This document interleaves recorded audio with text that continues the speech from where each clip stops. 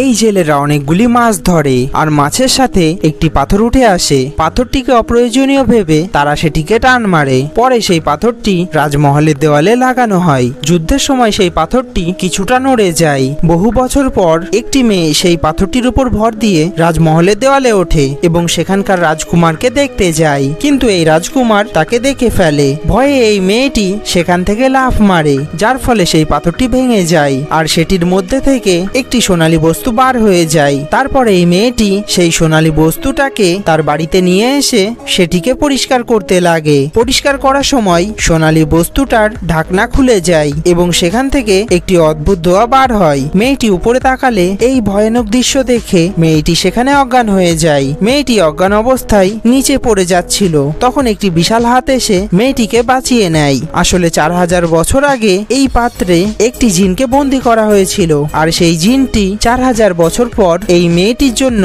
সেখান থেকে মুক্তি পেয়ে যায়। বন্ধুরা, তারপর এখানে কি হলো সেটি দেখার জন্য ভিডিওটি লাইক করে চ্যানেলটি সাবস্ক্রাইব করুন।